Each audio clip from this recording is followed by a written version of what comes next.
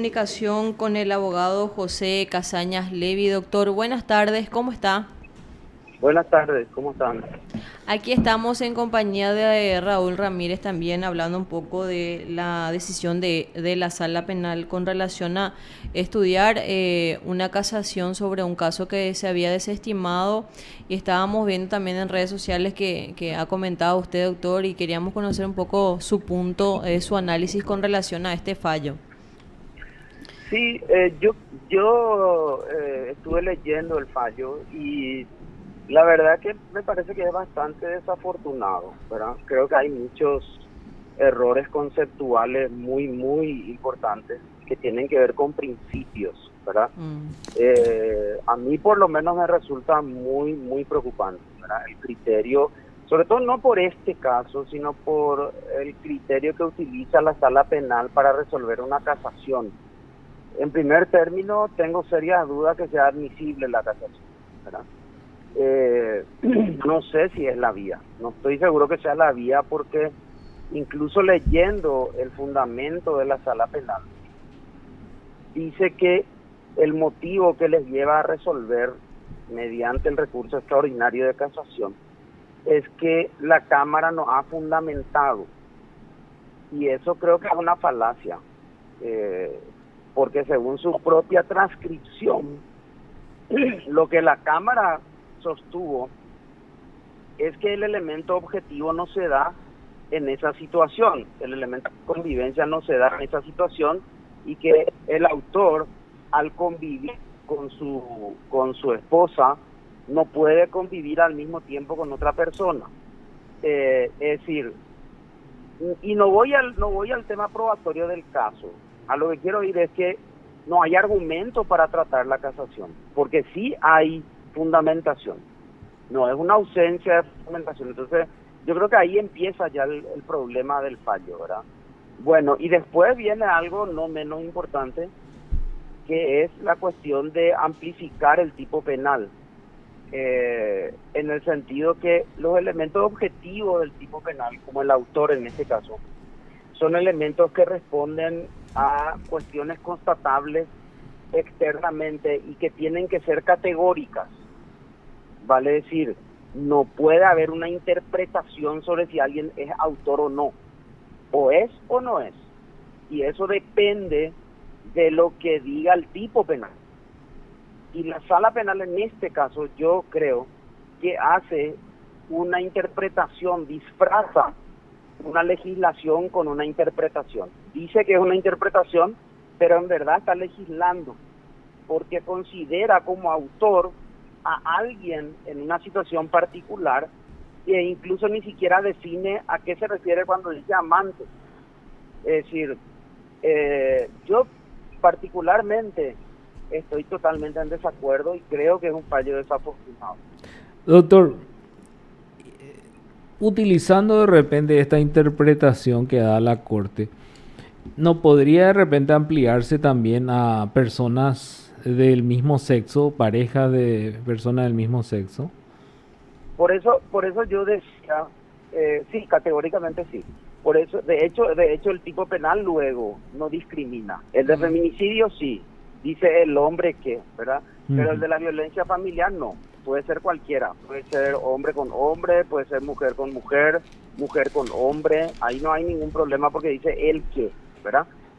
Pero yo a lo que me refería, cuando decía que lo que puede suceder es que a partir de ahora, la sala penal primero estará habilitada para analizar casi cualquier fallo de apelación, Mm. con el argumento de que no está fundado, ¿verdad? Porque acá lo que en realidad está pasando es que la Corte está en desacuerdo con el criterio de la Cámara. Eso es lo que está pasando al leer el fallo. No es que no haya fundamentación, no sé si me explico. Sí. Y Sí, dice que no hay fundamentación para sostener su criterio, pero eso no se puede hacer en el recurso extraordinario de casación.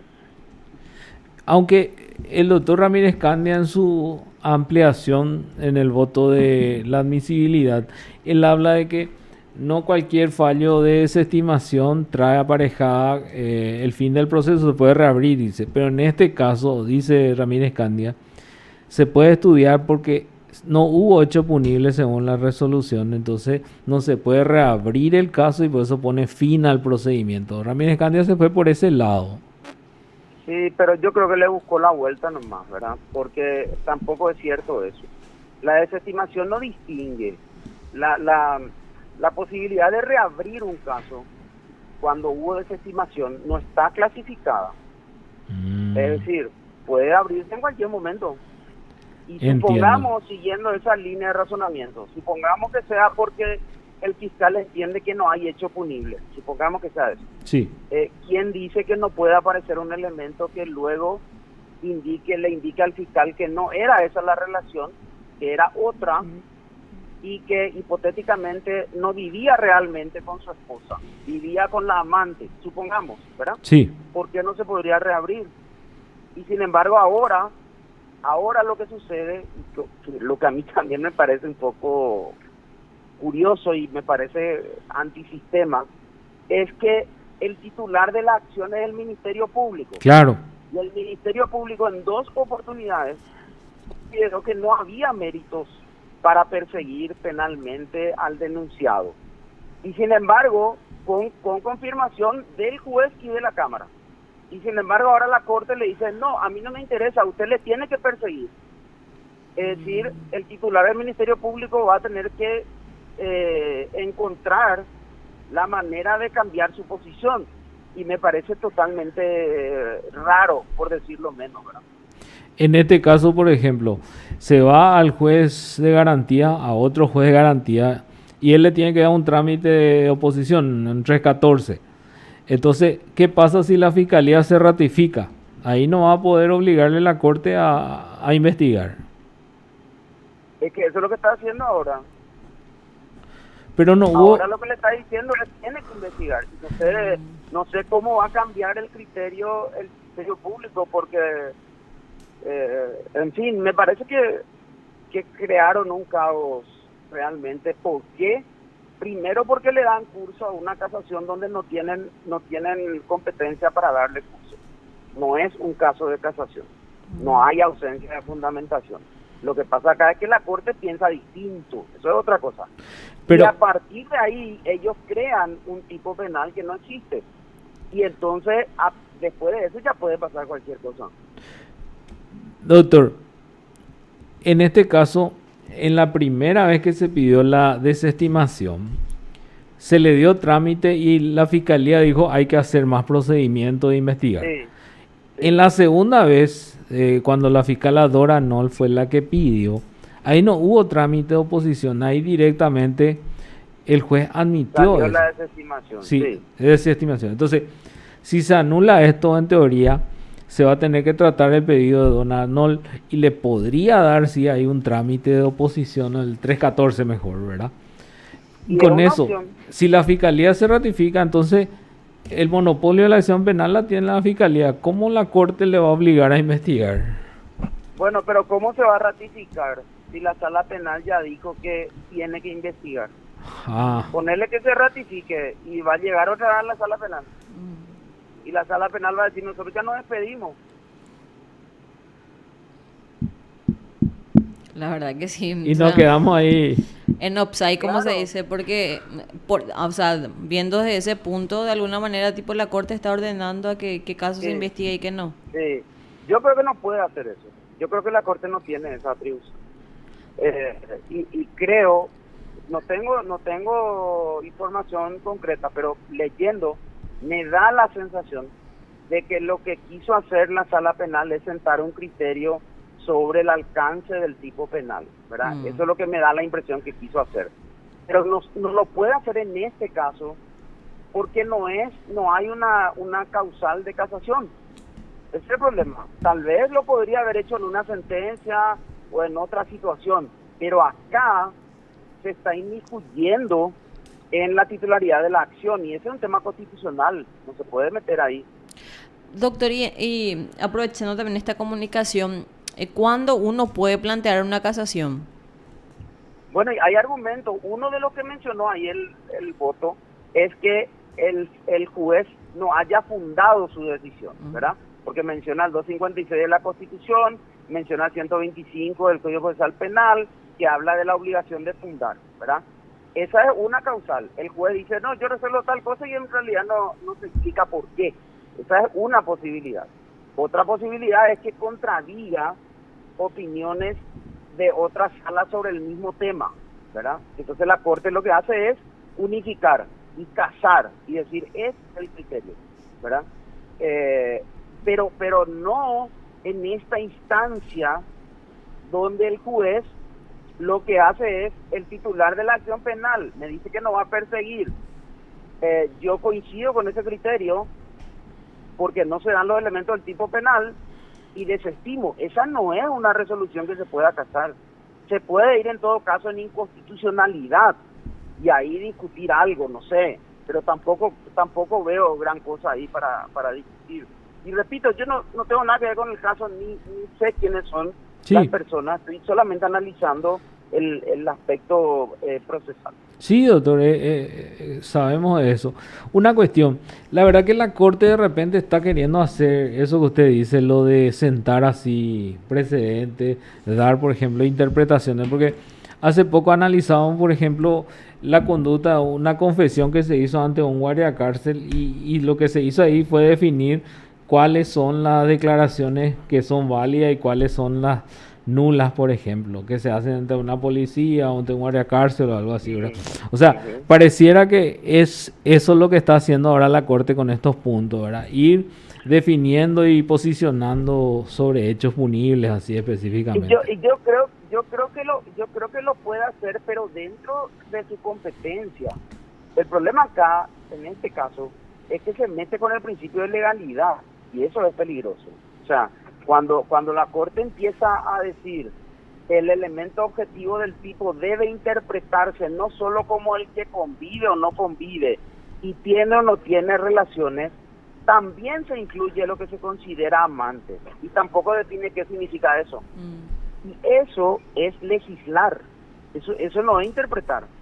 La interpretación en el ámbito penal es más restringida que en otras áreas porque el principio de legalidad lo que hace es darle la garantía a las personas de que únicamente lo que el legislador resolvió puede ser considerado delito. Y en esa línea, solamente quienes figuran como autores y en esa circunstancia pueden ser procesados. Ese es el principio de legalidad. Y yo no creo que ellos no, por supuesto que conocen, ¿verdad? Pero me parece que se perdieron un poco en esa confusión entre interpretar y alterar el tipo penal. Así mismo, doctor. Coincido con usted en ese tema. Doctor, también aprovechando y vimos también que fue consultado bastante esta situación que se daba esta mañana con relación al exministro del Interior, para también aclarar a nuestros teleoyentes si este tipo se suele dar de que una persona convocada para testigo puede recusar o no a un fiscal que lo convocó. No, en ningún caso, no. La convocatoria del testigo se hace en carácter de carga pública. El que comparece habiendo sido citado tiene básicamente 3 obligaciones. La primera es comparecer cuando le llaman y a la hora que le llaman y dónde le llaman. Segundo, prestar juramento si es ante un juez y declarar si es ante un fiscal, ¿verdad? Porque ahí no presta juramento. Esas son sus obligaciones, pero él no es parte. Y el sentido de la recusación es el que está enfrente no es objetivo o no es imparcial. Ese es el sentido de la recusación. Pero en el caso del testigo eso es irrelevante porque él no es parte. El testigo no puede recusar y el fiscal no debería ni siquiera tramitar eso. O sea, es un tema que no puede estar en discusión.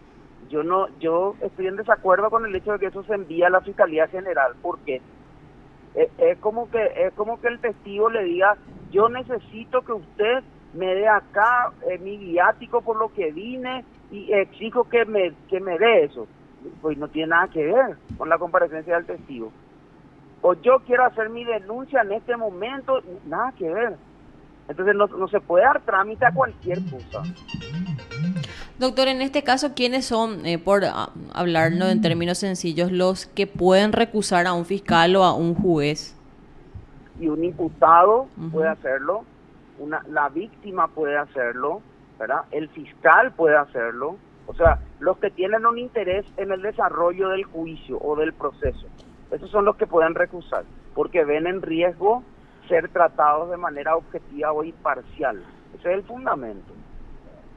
Y Como tampoco es correcto que esté presente el abogado del denunciado, justamente que no eso le está iba a preguntar. desaforado. No puede, no tiene por qué estar presente.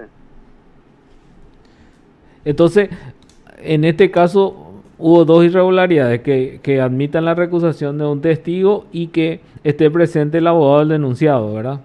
Claro, no puede estar porque mientras no tenga intervención otorgada por el fiscal como abogado defensor, y no lo puede ser mientras el cliente no esté desaforado, si es que se considera que tiene fueros, entonces no puede participar de los actos procesales. Puede ser informado, ¿verdad? Y yo creo que se le tiene que dar copias también, porque ese es un tema constitucional. Ahí no tengo ninguna duda, ¿verdad? El artículo 17 de la Constitución. Claro. Pero no formar parte de los actos procesales. Y en este caso, un senador vitalicio tiene fueros. Yo creo que no. Pero la costumbre ha sido que sí, ¿verdad? En el caso Guasmosi, en varios casos de otros expresidentes se ha entendido que tiene fuero tanto de parte del Poder Judicial como de parte del Congreso. Entonces el juez tiene que enviar esa petición al Congreso. Entiendo, A la doctor. Cámara de Senadores. Pero yo creo que no tiene, pero bueno, esa es la tendencia que ha existido hasta ahora. Doctor, le agradecemos mucho este contacto, muy amable. Muy amable, doctor. Bueno, cuando quieran, abrazo. Te informó PDS Radio TV Digital. El abogado José Casañas Levis, entonces, dándonos su análisis y apreciaciones con relación a todo lo que está ocurriendo a nivel de sala penal, específicamente en el caso analizado por Raúl, y también